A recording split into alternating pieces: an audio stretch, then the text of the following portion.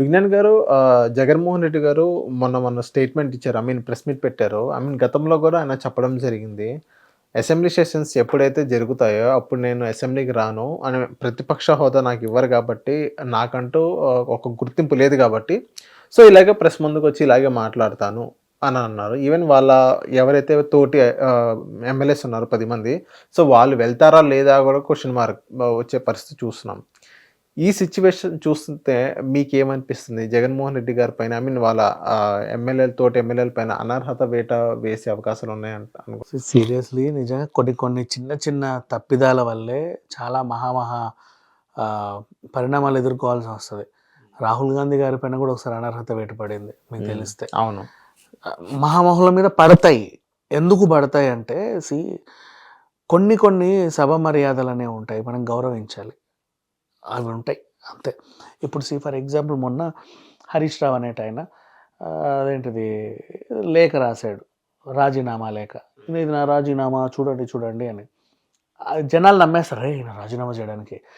అదంతా జనాలు పిచ్చోళ్ళని చేయడానికి వాడే ఇది అనమాట స్టేట్మెంట్స్. ఎందుకు చెప్పన్నా, ఒక ప్రోటోకాల్ ఉంటుంది. స్పీకర్ తరఫున రాజీనామా చేయాలి అంటే సంథింగ్ వాటికి గౌరవించాలి. నువ్వు ఊరికే రోడ్డు ఎక్కి ఇది నా రాజీనామా మై లీవ్ లెటర్ అనడానికి లేదు.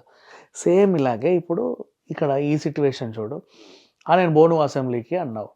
ఎందుకు పోవంటే నాకు సరిగా గుర్తింపు రావట్లేదు. ఏ గుర్తింపు? ప్రతిపక్ష హోదా కావాలి. ప్రతిపక్ష హోదా కావాలి అంటే ప్రతిపక్ష హోదా కావాలని నువ్వు అర్జీలు పెట్టుకో. దాని మీద సుప్రీంకోర్టులో కొట్లాడు, లేదా హైకోర్టులో కొట్లాడు, ఇంకెక్కడైనా కొట్లాడు, లేదా ప్రధానమంత్రిని కలిసి అయినా సరే చెప్పు నాకు ఇక్కడ వాల్యూ ఇవ్వట్లేదండి అని. ఏదో ఒకటి చెయ్యి, దాని గురించి పోరాడాల. నేను రాను అంటే ఇప్పుడు అక్కడున్న రూల్స్ అండ్ రెగ్యులేషన్స్ ప్రకారంగా నీ మీద అనర్హత వేటపడే ఛాన్స్ ఉంది. ఖచ్చితంగా రావాలి అసెంబ్లీకి. నీ జనం ఎన్నుకుంది ఎందుకు? ఎమ్మెల్యే నువ్వు. ప్రతిపక్ష హోదా పక్కన పెట్టేసేయి, నువ్వు ఎమ్మెల్యేవే కదా. ఎమ్మెల్యే కంటూ కొన్ని ఉంటాయి, నువ్వు అసెంబ్లీకి రావాలి. నువ్వు ఎక్కడ ఎమ్మెల్యే? ఈ టెరిటరీకి నువ్వు ఎమ్మెల్యే. ఆ టెరిటరీ అంతా నిన్ను ఎందుకు ఎమ్మెల్యే చేశారు? వాళ్ళకున్న ముక్కు తుడుచుకునే మూతి చీదుకునే సమస్యలన్నీ నువ్వేదో ఎలకబెడతావని. అవునా? వాళ్ళందరూ ఆ లేఖలు పట్టుకొని నీ క్యాంప్ ఆఫీస్కి ఎందుకు వస్తారు? ఇప్పుడు ఎమ్మెల్యే ఆఫీస్ ఉంటుంది అక్కడ. ఆయన ఆఫీస్కి వీళ్ళందరూ రోజుకు పొద్దున్న 10 మంది వస్తారు, ఇన్ని పేపర్లు ఫైళ్ళు పట్టుకొని. అవన్నీ ఎందుకంటే అవన్నీ నీకు ఇస్తే నువ్వు ఏదో ఉద్ధరిస్తావని. నువ్వు అసెంబ్లీకే పోకపోతే నువ్వు మమ్మల్ని ఎప్పుడు ఉద్ధరిస్తావు? అక్కడ బిల్లు ఎలా పాస్? నీ అంతటి నువ్వు నిర్ణయాలు తీసుకోవడానికి లేదుగా. రోడ్డు గొట్టరు కావాలన్నా, ఇంకేదో చేయాలన్నా వాట్ ఎవర్, నేను నీకు ఒక లెటర్ రాశాను అంటే నువ్వు ఒక రిప్రజెంటేటివ్ లాగా దాన్ని పట్టుకొని అక్కడికి వెళ్తావు. అక్కడ మా గురించి ఒక టాపిక్ తీసి మాట్లాడతావు.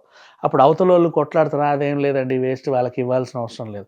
ఎందుకు ఇవ్వకూడదు? ఇవ్వాలి ఖచ్చితంగా అని చెప్పి నువ్వేదో కొట్లాడతావు. వాళ్ళు ఇచ్చినా ఇవ్వకపోయినా కనీసం నువ్వు కొట్లాడినందుకైనా వాళ్ళు తృప్తి పడతారు. అబ్బా మన గురించి ఎంత బాగా చెప్పాడు అని. నువ్వు అసెంబ్లీకే నేను పోను అంటే ఇంకా నిన్ను నేను ఎన్నుకోవడం ఎందుకు?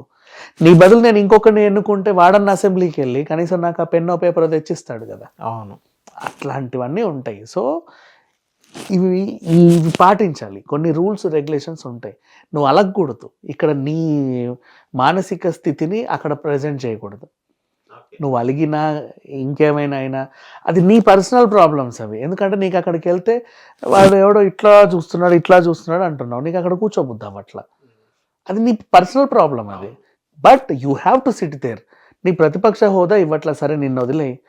ఇండిపెండెంట్ గెలిచిన ఎమ్మెల్యేలు వెళ్ళట్లేదా? అవును.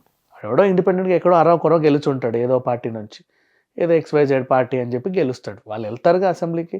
ఎందుకు వెళ్తారు అంటే కనీసం వెళ్తే నాకంటూ ఒక గుర్తింపు వస్తుందని. ఇప్పుడు నవనీత్ కౌర్ ఉంది, తను ఇండిపెండెంట్గా MP అయింది.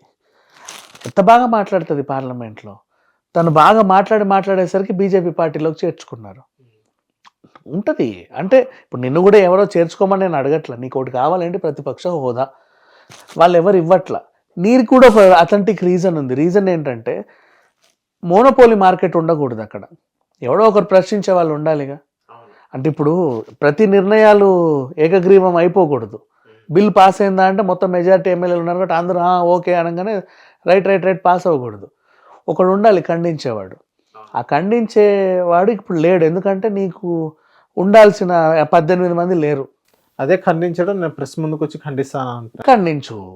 కానీ అసెంబ్లీకి వెళ్ళు, అక్కడికి వెళ్తే కదా నీకు ఏం జరిగిందో తెలిసేది, నువ్వు తర్వాత ఖండించడానికి. అవును. అక్కడ ఏం జరిగిందో వాళ్ళు ఎవరు చెప్పరు, నీకు ఏం చేస్తావు, ఎలా ఖండిస్తావు. నువ్వు అక్కడికి వెళ్తే నీకు తెలుస్తుంది, స్పీకర్ గారి ముందు కూర్చొని ఏదో ఒకటి నీ వాయిస్ అనేది నువ్వు వినిపించాలంటే.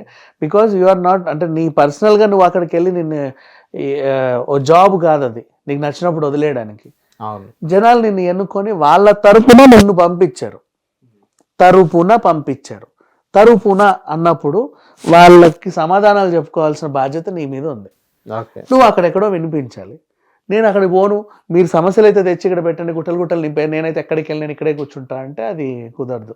అనర్హత వేటు పడిందా అంటే ఇప్పుడు ఆ ప్రతిపక్ష హోదా రాలేదు కదా, ఇక్కడ ఉన్నది కూడా పోతుంది. హిట్ టీవీ యాప్ ని డౌన్లోడ్ చేసుకోండి. ఇందులో short news, live news, entertainment movies అన్ని అవైలబుల్ గా ఉన్నాయి. Please download hit TV app. Hit TV app. Hit TV యాప్ని ఫ్రీగా డౌన్లోడ్ చేసుకోండి.